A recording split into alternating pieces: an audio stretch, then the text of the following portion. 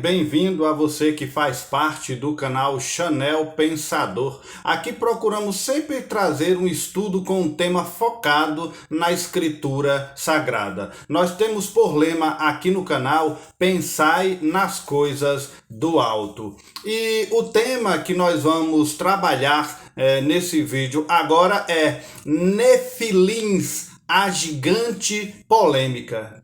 Amados ouvintes, existem muitos estudos, pesquisas, debates quanto à origem dos nefilins, os gigantes bíblicos que muitos acham serem filhos do relacionamento entre anjos e mulheres. Há muito debate quanto à identidade dos filhos de Deus nesse texto em Gênesis, no capítulo 6, versículo 4, que vai ser a base da nossa reflexão hoje. Alguns afirmam que eram anjos caídos, pois acham isso pela especulação em que os demônios estavam tentando poluir a linha sanguínea humana para impedir que o Messias viesse ao mundo. Muitos livros, pesquisas dizem que os nefilins, de acordo com as lendas hebraicas nos livros apócrifos de Enoque, e outros livros, eram uma raça de gigantes maus. Muitos acham que o seu grande tamanho e poder provavelmente vieram de uma mistura de DNA de seres angelicais, demoníacos e a genética humana de mulheres. Alguns ainda chegam até dizer em algumas literaturas que os nefilins eram alienígenas. Mas, caros ouvintes, qual seria a real e verdadeira interpretação deste texto em Gênesis 6:4? Qual seria a definição real? Quem de fato eram os nefilins? Bem, este é o nosso assunto de agora. Continue ligados. Antes eu quero te convidar a fazer parte desse canal, se inscrevendo, aproveitando esse momento agora, rapidinho você se inscreve e nessa sequência também da inscrição, você pode acionar o sininho para receber novidades do canal, você pode deixar o seu joinha aí que é muito importante para nós e algo também tão importante que você pode fazer bem rapidinho aí é compartilhar esse e demais vídeos do nosso canal. Eu sei que se você passear aqui no canal, você vai encontrar algum tema, que vai chamar a sua atenção. Assista e compartilhe nos seus grupos com amigos, e conhecidos, ok? Canal Chanel Pensador, pensando nas coisas do alto.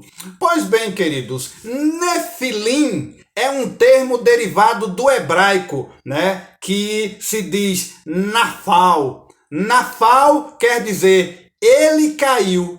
Aí, por essa definição, é que muitos acham que os nefilins seriam anjos caídos, os demônios.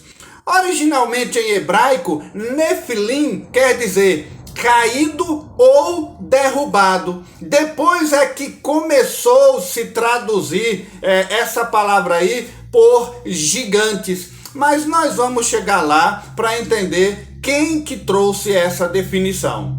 Pois bem, o termo Nefilim, ele ocorre algumas vezes na Bíblia. Primeiro, é esse texto que temos por base em Gênesis capítulo 6, versículo 4, que vamos discorrer durante esse vídeo. A segunda manifestação dessa palavra se encontra no livro de Números, no capítulo 13, versículo 33, relatados como os filhos de Anak, ou os Anunnaki, ou até mesmo no hebraico os Anakins, que era o mesmo para Nefilim ou gigantes. Também é colocado ali uma única vez no livro apócrifo, de sabedoria, no capítulo 14, versículo 6.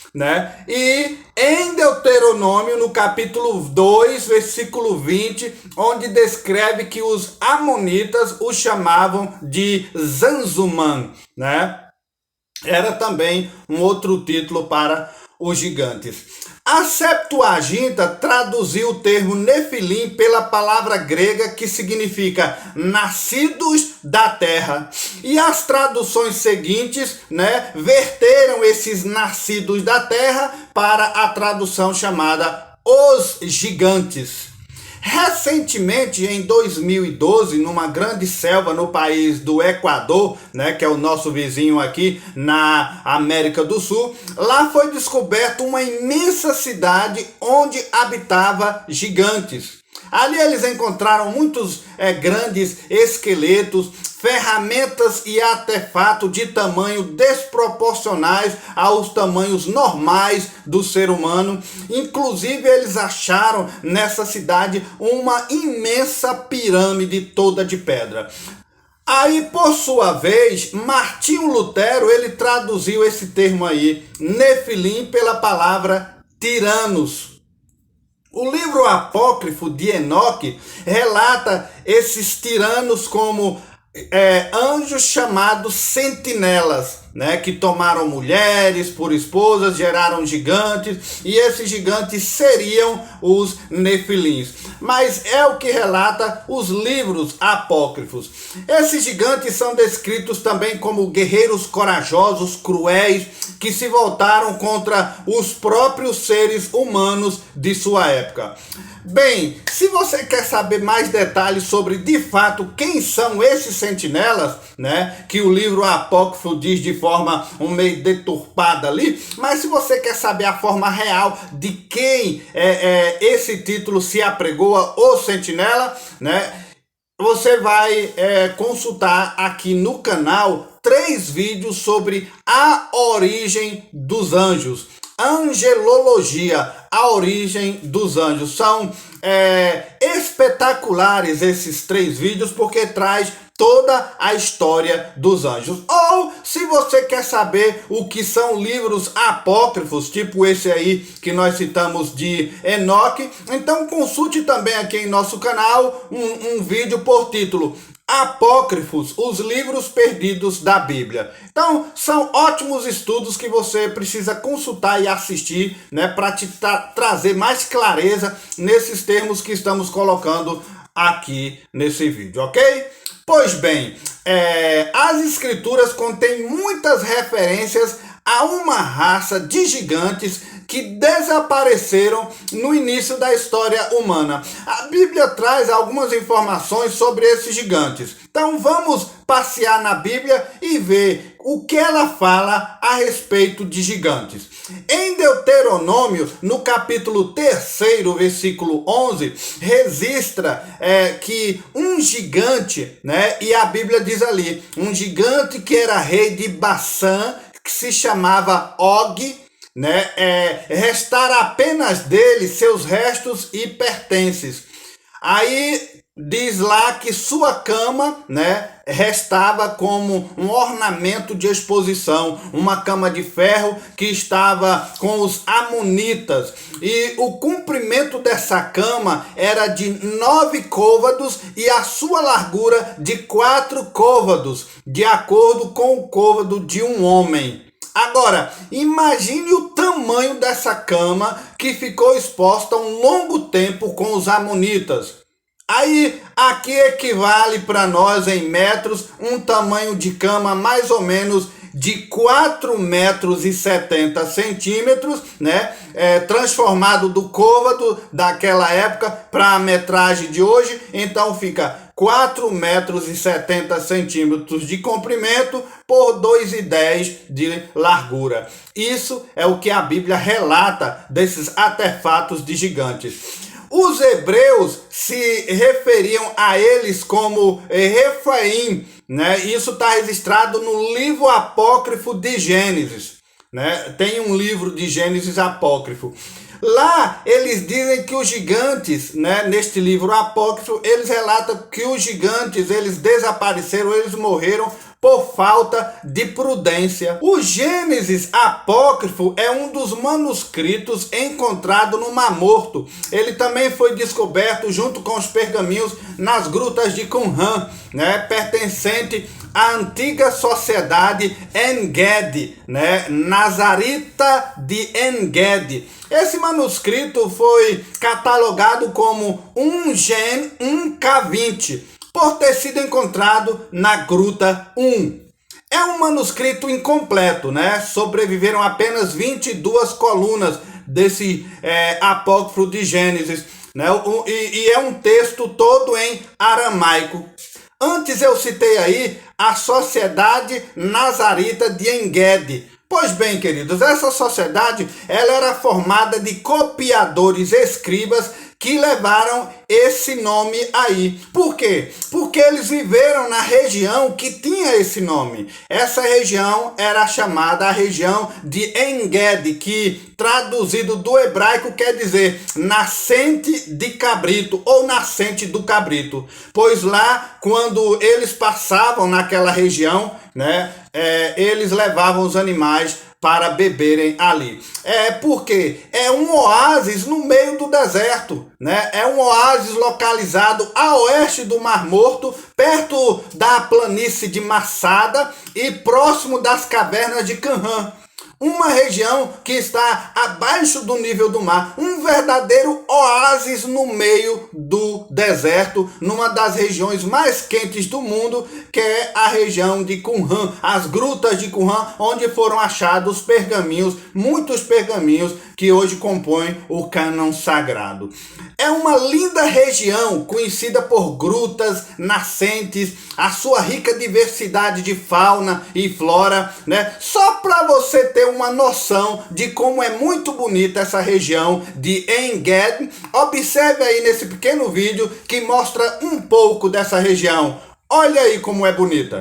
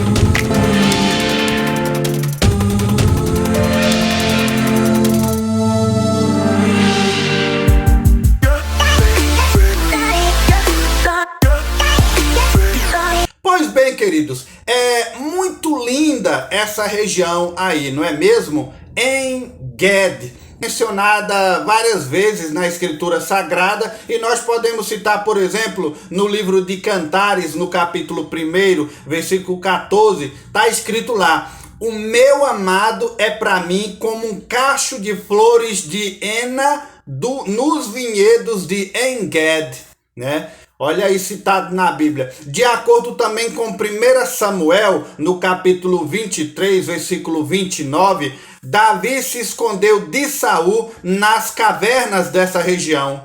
Aí diz assim o texto: então Davi saiu de lá e ficou nas fortalezas de En-Ged.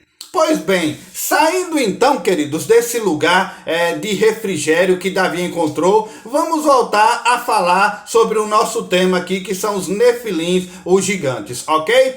Pois bem, no livro de 1 Samuel, no capítulo 17, versículo 4, podemos ler assim: um homem chamado Golias de Gate saiu das fileiras dos filisteus, e ele tinha 6 côvados e 1 palmo de altura.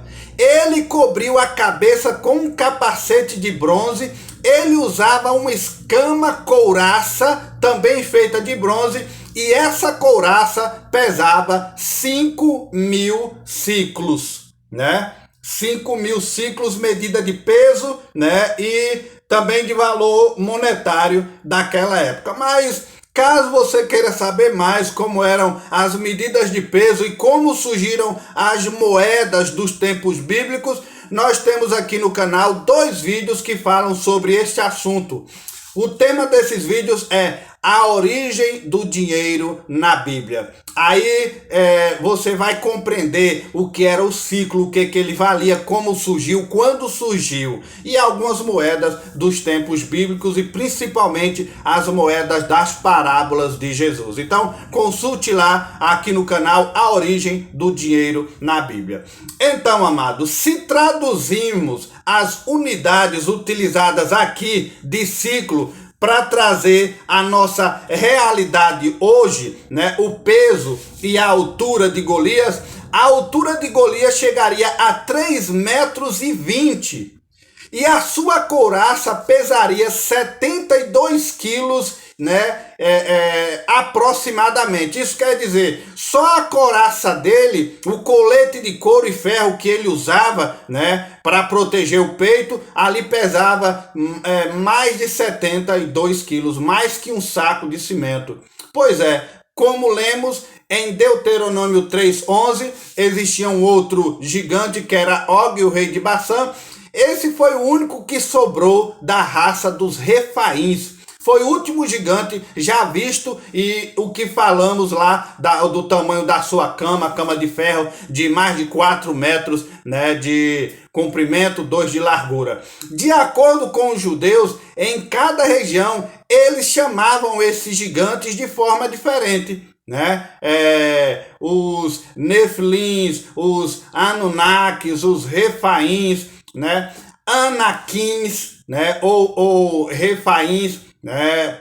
Tem também os Giborim, né? Os Giborim do hebraico quer dizer heróis, né? Tem os Zanzumã, os Êmitas, que no final seriam todos gigantes nefilins. E todos esses nomes que eu citei se traduzem para nós hoje como gigantes.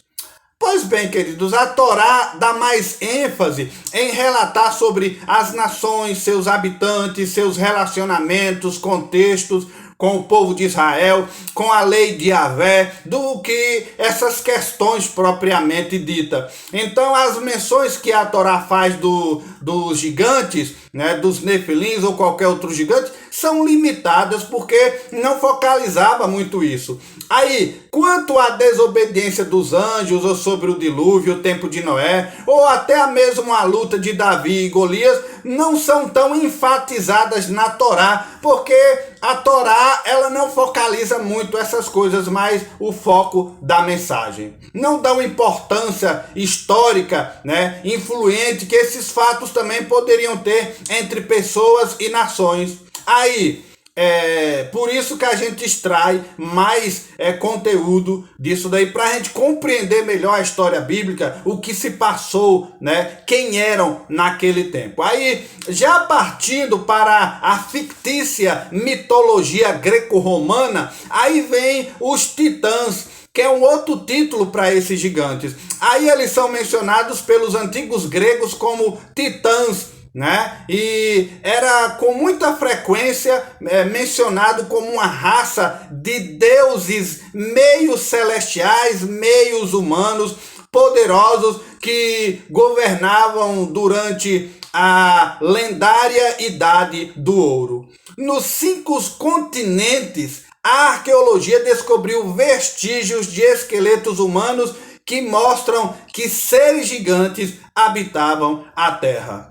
Além de desorientar a comunidade científica com o passar dos tempos, eles permanecem apoiando as escrituras sagradas quando elas se referem a gigantes. Mas, voltando aqui para o nosso assunto, Nefilins, quem são eles? Como surgiram?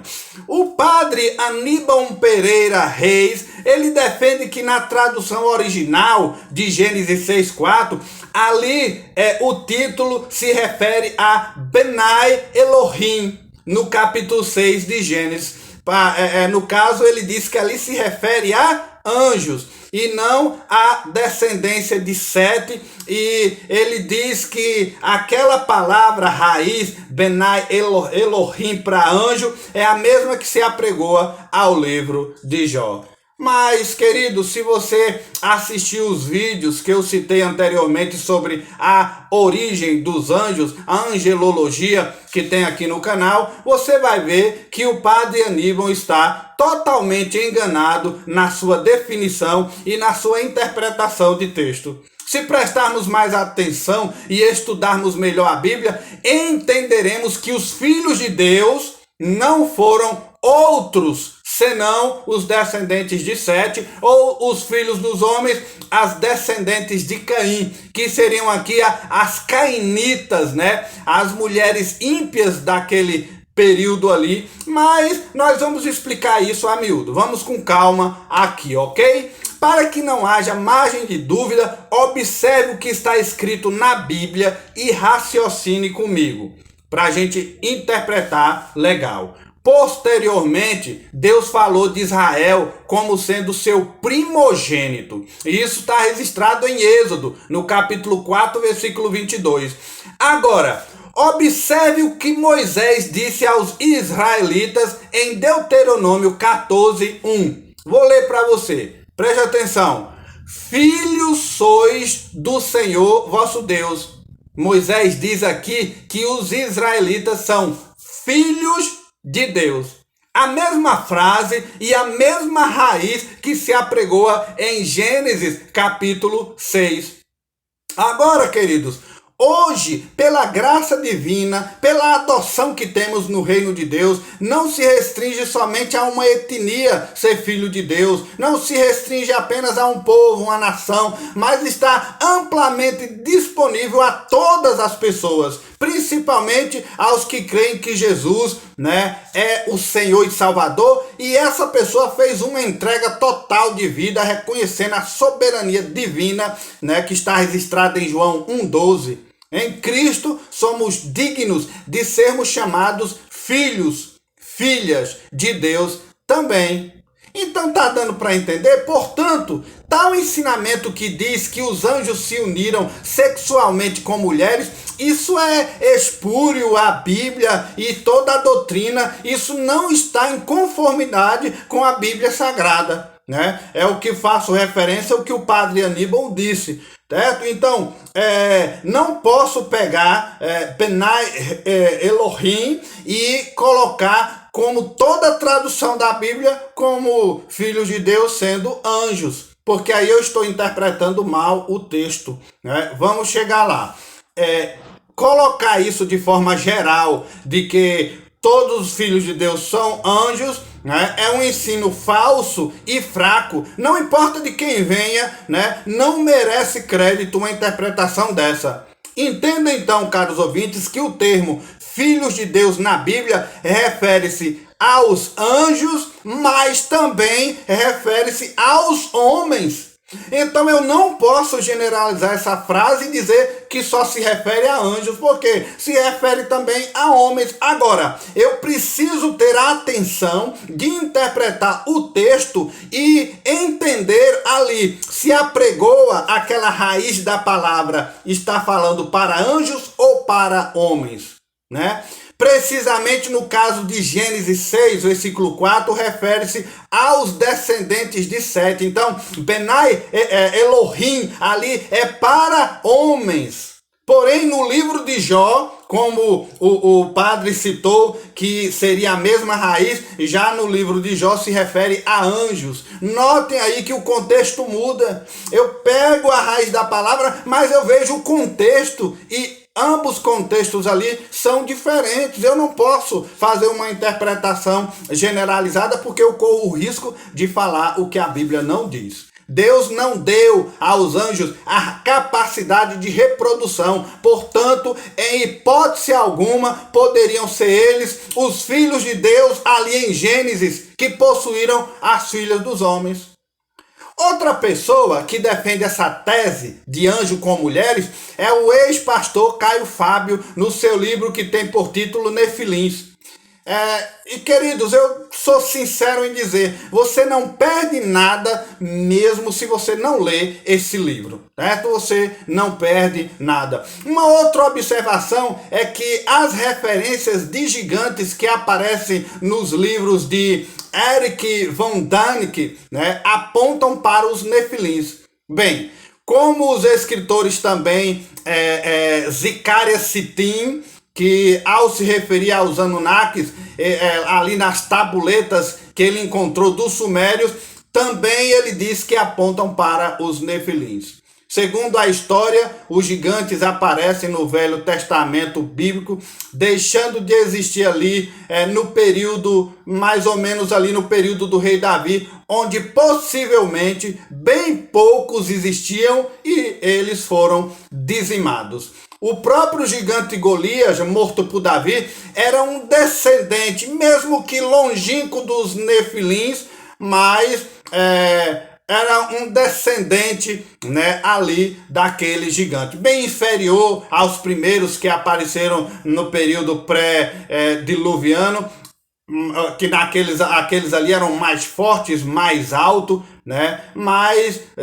Golias era distante, mas era um parente deles também. Os gigantes antediluvianos eram muito mais cruéis, né? São possivelmente os principais motivadores da destruição daquele mundo antigo. Alguns comentaristas pegam os textos de 2 Pedro, capítulo 2, versículo 4, e Judas, versículo 6, e trazem para cá esse contexto e taxam uma explicação para os Nefilins. Eles taxam, né, a definição de Nefilim com esses dois textos, mas quero se fazer conhecido aos ouvintes esses textos, né? Essas duas passagens relatam a rebelião nos céus e não que os anjos saíram de lá e vieram cobiçar as mulheres na terra. Imagino aqui que, para mim entender assim, eu tenho que forçar demais o texto. Eu não vou trazer, amados, todas as explicações mediante esses fatos, mas eu quero trazer somente um breve comentário de Judas, né, aí o versículo 6, que eles forçam em dizer que eram anjos caídos lá em Gênesis 6. Quando a epístola de Judas diz: e os anjos que não mantiveram seu primeiro estado, presta atenção nessa frase, no segundo caso, denotado que os iníquos seriam punidos, podemos comparar agora com o segundo texto, lá em 2 Pedro 2,4. A palavra estado, deixaram seu primeiro estado, na raiz escrita aqui, né, arken, quer dizer valor. A palavra que significa apropriadamente ali começo, né? Na raiz original da Bíblia, estado, arken, começo ou primeiro, ou pode se traduzir até para antes, né? E assim por diante. Aqui está falando de posição e honra, ou preeminência, prioridade, precedência, princípio. É o que a raiz do texto traz para nós da tradução. Aqui se refere à posição e dignidade que os anjos tinham no céu. Esse texto não está falando nada para Gênesis 6. Aquela posição ou preeminência que eles mantinham, eles caíram dela. Eles saíram, perderam a presença de Deus. Na palavra usada aqui, compare então Efésios capítulo 1, versículo 2, Efésios capítulo 3, versículo 10, Colossenses capítulo 2, versículo 10. Essas passagens são aplicadas a anjos, né? Lendo nessa raiz do grego, asken. Agora, se lermos 1 Coríntios 15, versículo 24, Efésios capítulo 6, versículo 12 e Colossenses 2,15, aqui o texto já está aplicando para anjos caídos, demônios. Então a gente precisa entender a raiz da escrita, no que a Bíblia está dizendo ali, e o contexto, para a gente tirar uma definição, meus queridos, do que o texto está falando para nós. Onde eu quero chegar? O que a gente precisa interpretar do texto, ver o que ele está de fato dizendo, buscando base na raiz da linguagem que ele foi escrito, né? Mas vamos continuar aqui, Judas, versículo 6, que continua dizendo o versículo, ainda estou no mesmo versículo. Aí, mas deixaram sua própria habitação. Ou seja, de acordo com a interpretação comum aqui, a habitação dele se refere ao quê? Ao céu. A palavra no original grega para habitação aqui nesse texto é ikion. E não ocorre em nenhum outro lugar no Novo Testamento. Essa palavra ikion original, na raiz que foi escrita, só existe na epístola de Judas. Significa aqui que o céu era a sua morada, a morada nativa dos anjos. Eles deixaram pelo pecado, ou eles foram expulsos pelo pecado. Mas a expressão aqui sugere possivelmente significar que eles ficaram, para a gente entender melhor, insatisfeitos, né, com sua residência e preferiram sair para um outro lugar. Né? Se eles ficaram assim satisfeitos, a causa é totalmente desconhecida. Se a gente for esmiuçar mais e conjecturar ou forçar o texto aqui é inútil, né? Porque entendemos que houve uma rebelião, né? Eles contenderam contra Deus e eles foram expulsos. Caíram, né? Saíram da posição que tinham e saíram da presença de Deus. É por isso que muitos pensadores acharam aqui que os anjos, uma vez saindo dessa posição, dessa habitação inicial, aí eles saíram de lá e vieram se relacionar com as mulheres na terra. Alguns dos judeus, até forçando o texto, superam que eles acham que os anjos abandonaram o céu por amor às filhas dos homens aqui na terra. Mas, queridos, isso é uma conjectura, né? Pelo amor de Deus, pensar assim. Os anjos, eles perderam a posição no céu e vieram para a terra, foi por causa da rebelião que eles quiseram.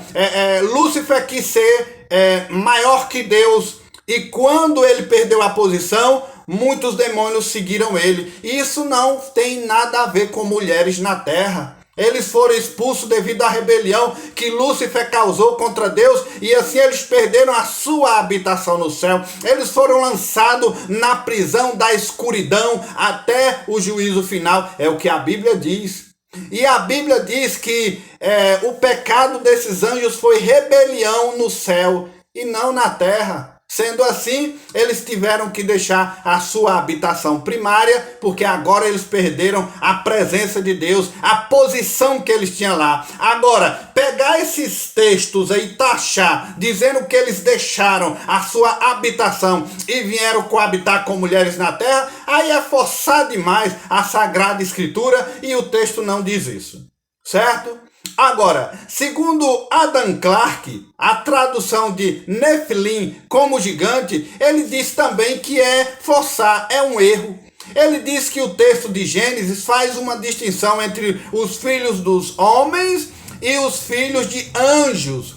Os filhos dos homens seriam os Nefilins, né? Homens caídos e nascidos da terra, com a mente animalesca e diabólica, contrastando com os filhos, né, de anjos, que o texto diz. Essa distinção, filho de Deus, filho de anjo, seria entre pecadores e santos, né? Homens. Os Nefilins teriam se tornado ali os Giborim, que do hebraico se diz Giborim Gabar, que quer dizer que prevaleceram, que foram vitoriosos, ou que significa conquistadores heróis, né? Se gabam por ser heróis. Foi desse termo que veio a frase para nós do português. Ele fica se gabando, né? Gabar, gaborim, da raiz da palavra. Agora, já traduzido do inglês, o termo giborim, né, que veio do hebraico, pode ser glosado como o mais poderoso, porque aí vem da ramificação de herói, o mais poderoso. É um intensivo da palavra gabar, né, como já citamos anteriormente. Mas por que eu estou sendo insistente nessas raízes de palavras, nessas traduções?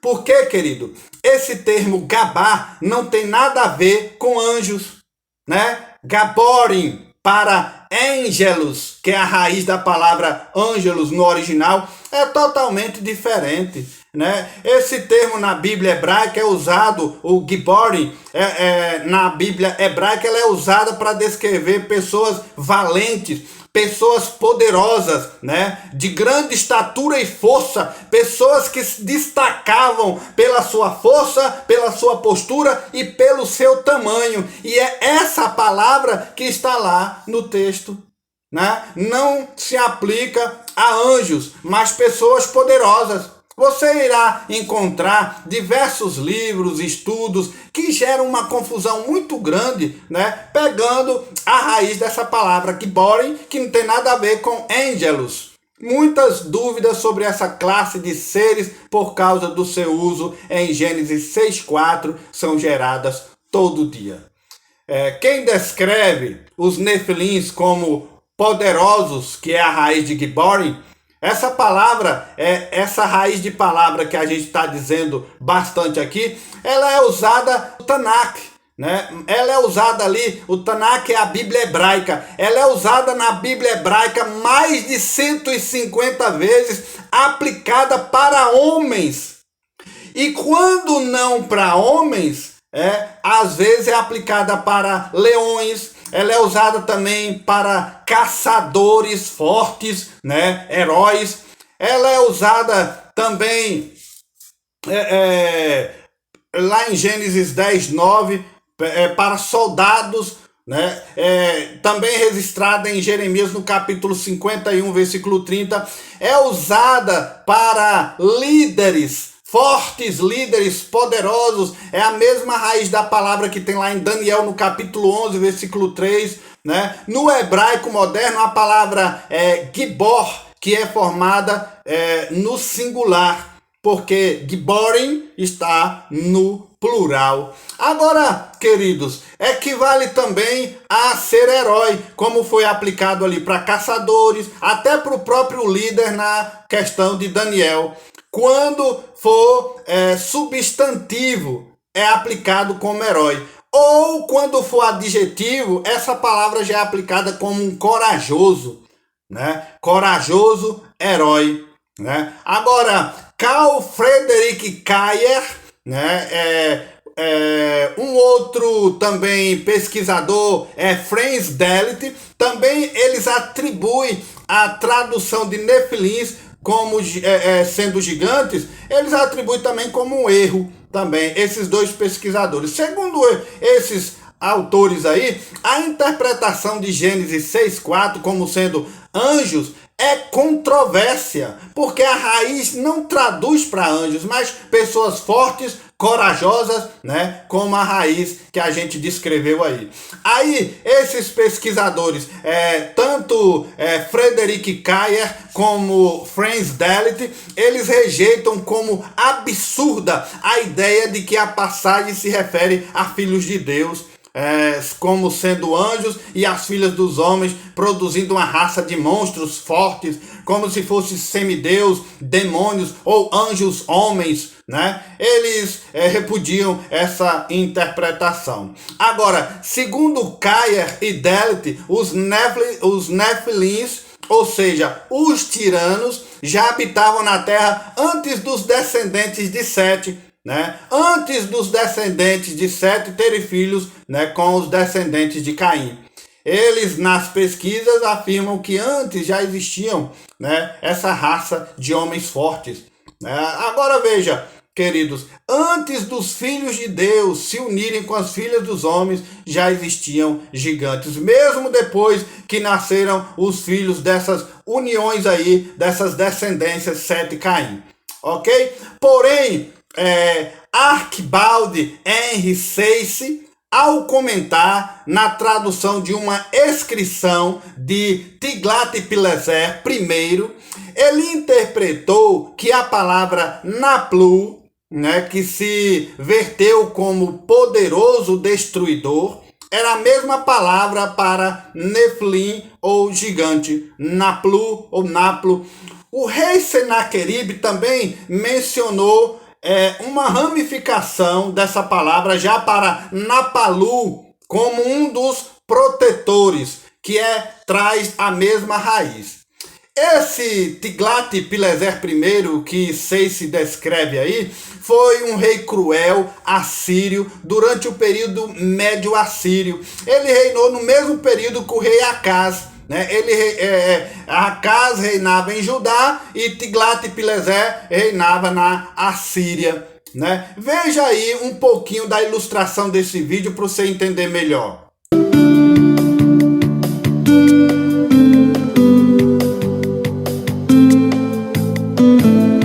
Acaz tinha 20 anos de idade quando se tornou rei de Judá. Ele governou 16 anos em Jerusalém. Ao contrário de Davi, seu predecessor, não fez o que o Senhor aprova. Você sabia que Tiglat-Pileser, rei da Assíria, fez várias mudanças na estrutura militar, forçando os povos conquistados a servir na infantaria de seu exército, enquanto os assírios ocupavam posições mais elevadas, como cavalaria e condutores de carruagem? Essa pequena mudança aumentou a força do exército assírio e permitiu que lutassem o ano todo, em vez de apenas uma vez ao ano. O rei usou seu poder para oprimir com crueldade as nações vizinhas e que ousavam desafiá-lo. Então, de acordo com George Ross, Tiglat-Pileser I foi um dos 3 monarcas assírios desde os dias de Sanciadade I.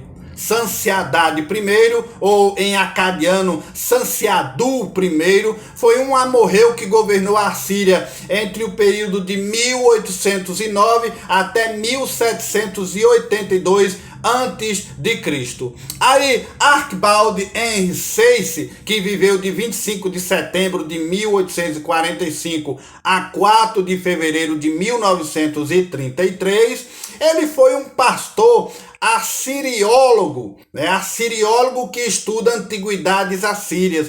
Ele também era um linguista britânico, né?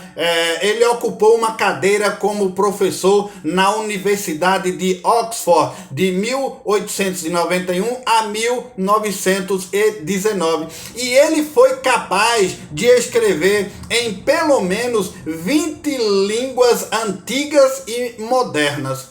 E ele era conhecido por a sua ênfase na importância de evidências arqueológicas e monumental na pesquisa linguística. Ele estudava muito essa área, então ele tem autoridade de falar sobre esse assunto. Ele contribuiu com os artigos 9º, na 10ª e na 11ª edição da Enciclopédia Britânica. Pois bem, queridos, estamos vendo aqui dentro da história e em documentos o que os pesquisadores bíblicos falaram a respeito dos Nefilins. Nas Sagradas Escrituras é possível encontrar inúmeras referências aos filhos de Deus, ou como também são conhecidos naquela época, os seres heróicos que geraram os Nefilins. Então, resumindo tudo o que já falamos aqui, há pelo menos duas correntes principais então sobre essa questão dos Nefilins. Só resumindo, primeiro, a corrente que alguns eruditos defendem que os filhos de Deus, lá em Gênesis 6, insistentemente citados ali no livro, são anjos que, por sua vez, no planeta Terra, tiveram relações com mulheres humanas. E incrível que alguns cristãos primitivos acreditavam nessa teoria, a qual vigorou durante toda a era medieval. E segundo, uma segunda corrente de pensamento dizia que os Nefilins não eram seres angelicais, e sim os herdeiros de Sete, filho de Adão, os quais ainda eram apóstolos de Deus naquela época. E a filha dos homens seriam as descendentes de Caim, distanciadas do Criador, mulheres longe da servidão de Deus. E os filhos de ambos eram considerados heróicos, homens poderosos, homens fortes, vistos pela Sagrada Escritura como espíritos em queda, por terem se afastado do caminho do Senhor, por consequência do afastamento já dos seus pais. Então, queridos, essa segunda corrente, de que os Nefilins vieram de uma nação poderosa, a favor dessa corrente estão as palavras do Senhor Jesus Cristo, quando ele disse em Mateus, no capítulo 22, versículo 30, que porque ele diz assim: porque na ressurreição os anjos nem se casam e nem se dão em casamento, mas serão como os anjos de Deus nos céus. Olha, e muitos outros pensadores, seguiam essas palavras aí de Cristo, como por exemplo, Agostinho, muito conhecido da gente nas pesquisas e estudos, Scofield, já falamos em alguns vídeos sobre ele, Gordon Lindsay, eles já defendiam as palavras de Jesus Cristo quanto a esse assunto aí, de que os gigantes Nefilins ali em Gênesis não tem nada a ver de relacionamento de anjos e humanos. Um movimento de natureza científica evolucionista proclama que essas criaturas eram herdeiras de Adão, porém, enquanto as descendentes dos homens proviam de uma estirpe mais primitiva, mais antiga. E para esses pesquisadores, no caso aqui, eles estão falando do caso de Neandertal, o homem de Neandertal. Eles dizem que esse homem é uma espécie prima humana extinta, com o qual o homem moderno conviveu na antiguidade. Surgiram durante o Pleistoceno Médio das eras glaciais, tanto na Europa quanto no Oriente Médio e também na Península Ibérica, há cerca de 400 mil anos atrás. Aí também eles se extinguiram-se há 28 mil anos atrás. Então, veja, meus queridos, que não há como discutir ou ter dúvidas sobre essa questão quando já sabemos o que a Bíblia diz a respeito, e não livros extra-Bíblia sem inspiração divina. Precisamos, amados, ter cuidado ao pegar contextos antibíblicos de escritas e pensadores não inspirados por Deus e forçá-los nas Sagradas Escrituras, pois isso sempre já irá gerar polêmicas e heresias. Lembre-se, a Bíblia responde a própria Bíblia. Ela não se contradiz em momento algum. Siga ela, é a nossa única regra de fé e prática. Hoje sempre é a Bíblia, a palavra de Deus, e é ela na qual devemos firmar a nossa base de resposta em todas as questões e perguntas que surgirem a respeito dela mesmo, ok? Que assim seja então. Vamos ler mais a Bíblia, pesquisar, estudar e extrair dela o que ela está dizendo. E evitemos então de pegar coisas extra Bíblia e tentar acoplar com as nossas ideias, ok? Então, eu espero ter esclarecido um pouco mais sobre esse assunto, mas não faço para que você deixe de estudar ou pesquisar mais a Bíblia. Pelo contrário, pesquise mais esse assunto, tire suas conclusões, leia a Bíblia todo dia, faça seus escritos, pesquise, discuta e entre em um entendimento com ela. Ok? Esse é o intuito do canal. Fazer com que a Bíblia ela se torne mais clara diante dos nossos olhos e alicerce mais a nossa fé. Ok? Que Deus te abençoe e eu aguardo você aqui no canal no nosso próximo vídeo. Então, portanto, se você não se inscreveu, se inscreva, acione aí o sininho, não esqueça, deixe o seu joinha aí que ajuda tanto o nosso canal. Ok? Deus te abençoe. Canal Chanel Pensador, pensando nas coisas do alto.